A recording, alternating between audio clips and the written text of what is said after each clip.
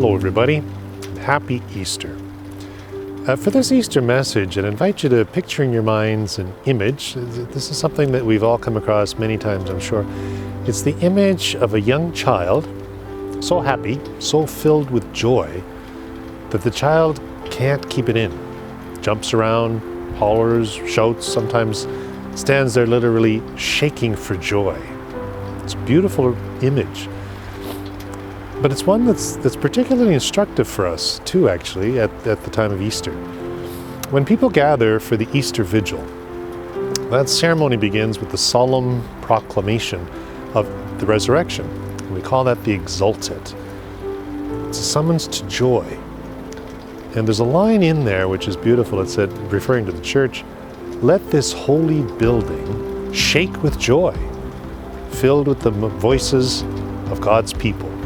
The point that's being made there is that the joy that is ours at Easter, the joy that arises in the heart when we hear once more the proclamation of this astounding truth that Jesus is risen from the dead, that joy within is such that it fills us and actually reverberates outward. This is a kind of joy that perhaps for many, many people today, for many throughout the world, that's a message that might be hard to understand because our lives can so easily be filled with the opposite. We look around us and we see great suffering and great hardship that gives birth to sadness and sometimes to despair. Wherein then do we find the joy? Well, the joy that is ours at Easter comes from this wonderful truth that sin, evil, even death itself don't have the last word. They never have the last word. The last word belongs to God. And His word is life. A life that was manifested in the most astounding way in raising Jesus from the dead. And when we allow, through faith, the power of His resurrection to enter into our lives, that is what gives birth within us to a joy that really we cannot contain. We can't keep within. It's a joy that reverberates. It's a joy that moves us outward.